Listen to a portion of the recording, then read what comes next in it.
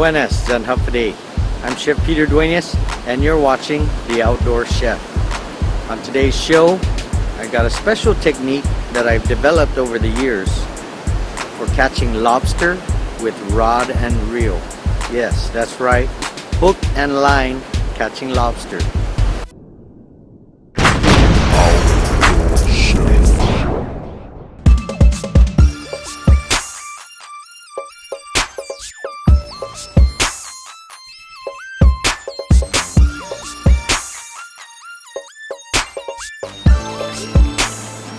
Got my 3-ounce weight, got a 50-pound test leader with a hook. As you can see, it's just a regular hook and I'm using some fresh octopus. And we're gonna drop down here the edge of the cliff and see if we can catch some lobster. Okay, so now I'm ready to drop my line, and because the lobsters kind of shy away from the light, we're gonna have to turn off the camera light and go into night vision mode. There, I think that'll work better now. So now I'm gonna drop in my line.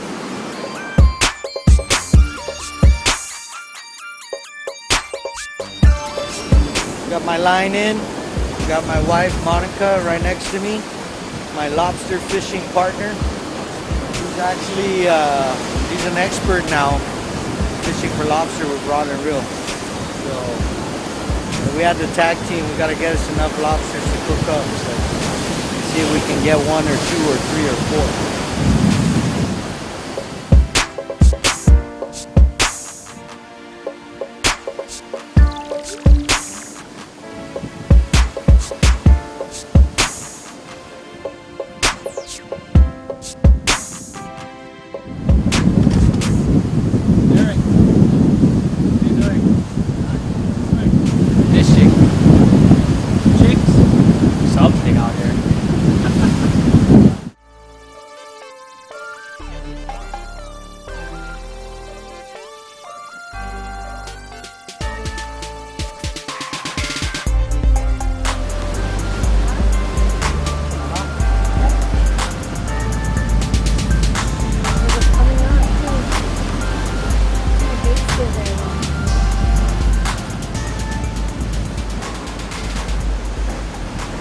Got the leg of the lobster. Look at that. Oh man, it was coming up. The claw that pulls the food in the mouth. She hooked it and it broke off the lobster. My wife hooked on to a lobster, and this is like one of the things that you might expect if you're fishing for lobster. And as you can see, it's hooked right on the grabber. So we know they're down there. So all we gotta do is pull them out and not the grabber. But I'll eat this later anyway. All we can do is re-rig and throw it back out. That's the name of the game.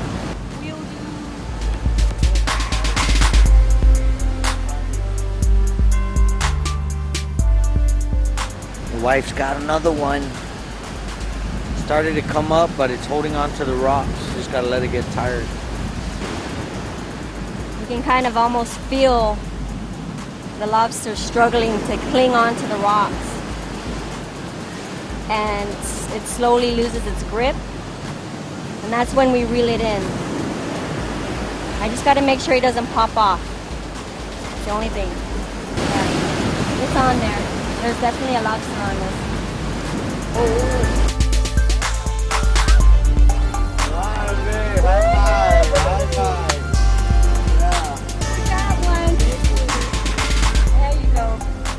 But you can't get away. Oh, you got him. All right. High five. Yeah. They are out there tonight. Well, woo! Oh, you got him. That's the same one. Oh. Give me that claw. Give me that claw. Okay, so believe it or not, this is the same one that got away from me the first time. We got his claw, his feeder. So he came back for more. Apparently he couldn't resist the octopus. Now that's what you call it, dumb. But Not we got bad. him. Nice 1-pound lobster, good size. perfect for eating. Oh man. Now all we gotta do is get a couple more and we're good to go. Lobster dinner. Mahongan action. That one wasn't really biting as much. But I can't believe it's the same one. But you know, I kept throwing it right in the same spot. So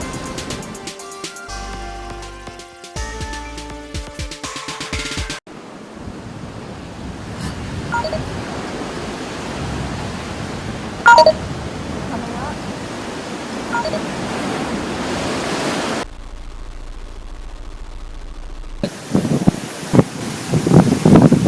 But you know, it's kind of funny because our camera battery died out about 10 minutes ago. We're about to call it quits.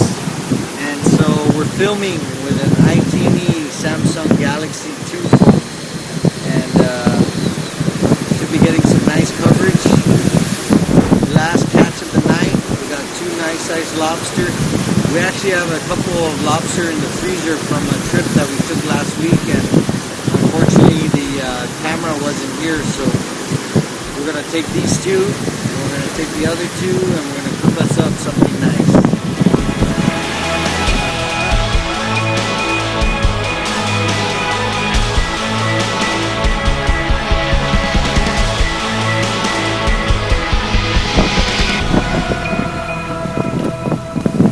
Uh-oh, honey, looks like mine is bigger. Alright. Got one. Yeah, at least I got one. Looks like we got us some good dinner tonight. Ooh, thank God I got one. That's what we call sweat tea.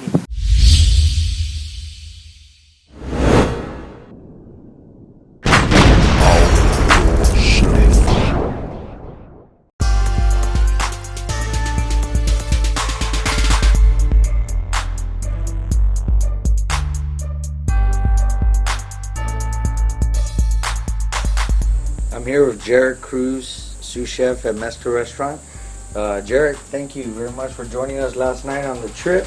Thank you for And having also, me. we're going to do a lobster kelaguen, which is not your more common kelaguen, but if you have lobster at your disposal, you got to try it. And then our second item, we're going to do a lobster toast, which is a spin-off of shrimp toast, a more traditional type of appetizer that dates back who knows when. We're going to use lobster on that, and we're going to serve that with a Denancy aioli. So Jarek, you're going to help me out? Yes, sir. Right on, let's go. Do it.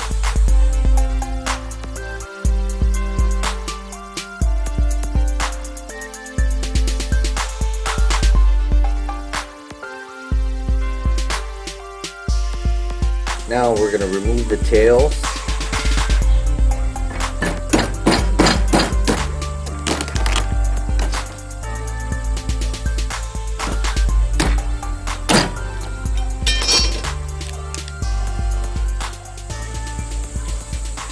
Got to remove the waist vein. Take the lobster meat out.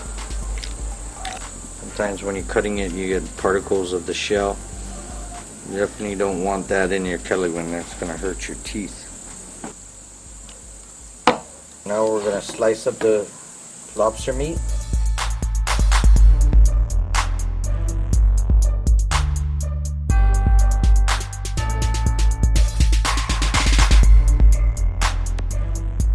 For an extra kick, I'm going to add in 1 limoncina. Whenever you're using limoncina, you want to take out the rind, at least on the edge where you're going to be squeezing, so that the flavor of the rind does not get into the kelaguen.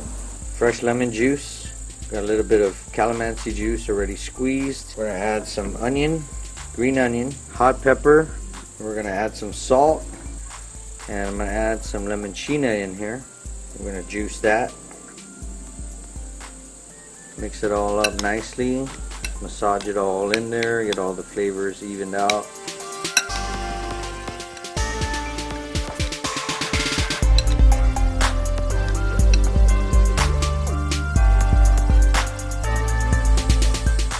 Hot pepper in that one. spicy. Spicy, bro. He got pepper in that one. Let me try.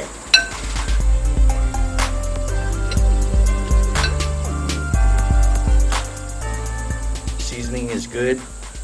You got enough tang, you got enough salt, you got spice in there. Now we sweeten it up with the good stuff. So we'll put a little bit of this fresh coconut.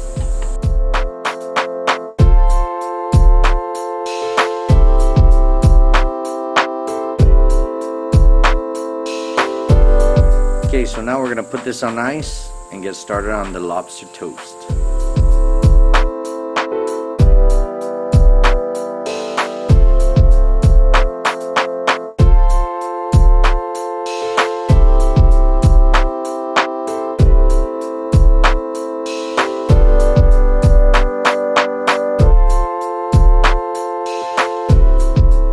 So now we have 2 lobster tails that Jared's cutting up.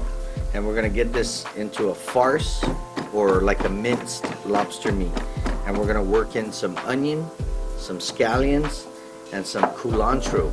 Culantro is a locally farmed cousin of the cilantro.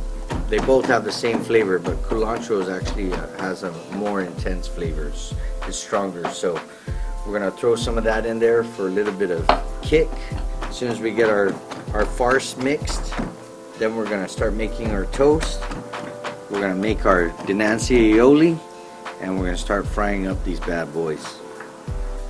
Okay, so now I have some regular white bread, which I've cut up into triangles.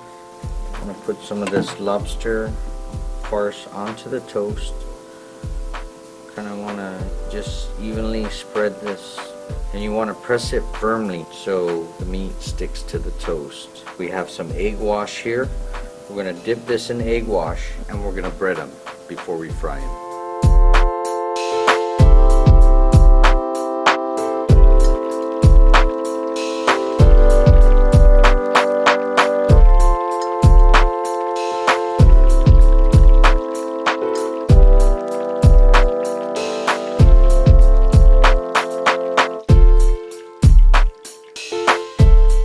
Okay, so now that our toast is frying, I'm going to make the dinanzi aioli.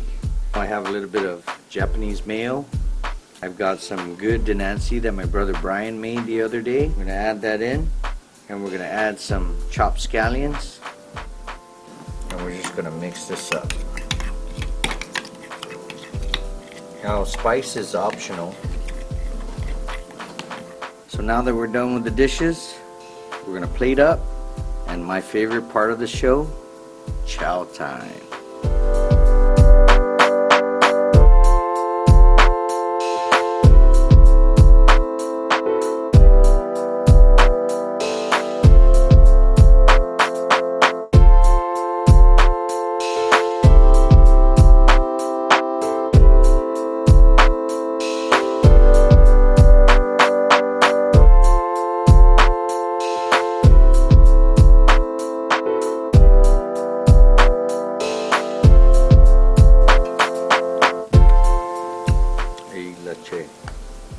Pica.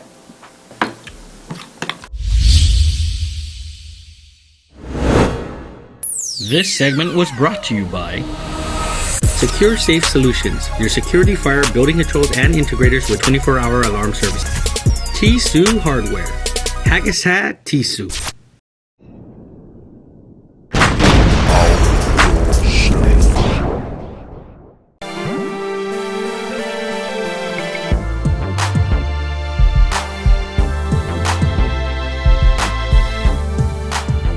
Welcome back. We're at our final part of the show, my favorite part, chow time. We have our 2 dishes. We have our lobster kelaguen. We have our lobster toast with the spicy dinanzi aioli.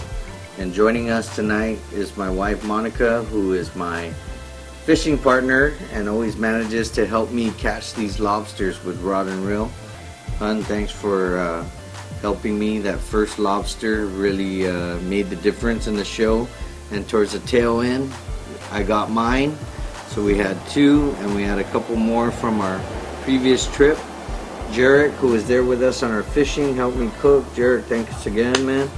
And let's Just give it a try and tell me what you guys think.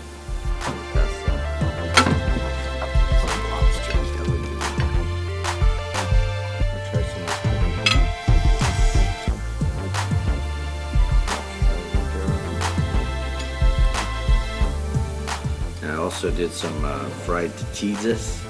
Gotta have some fried corn tortillas with the Kelvin.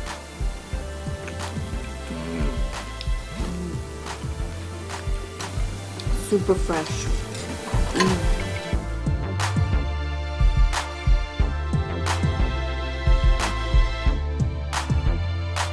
How's that shrimp toast? Amazing. Made me choke.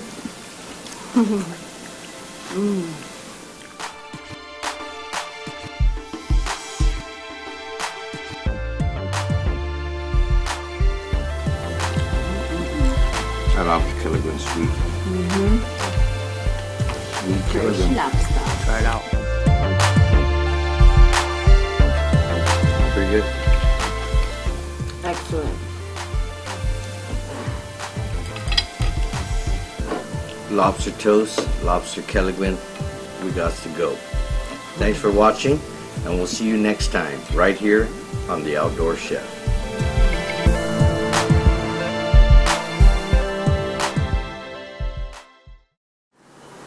Seriously though, it's really good.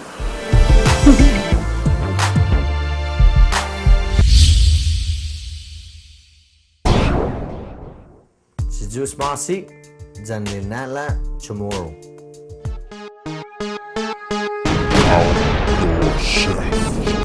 Ay, a day later, your door is broken. Mo Godhead.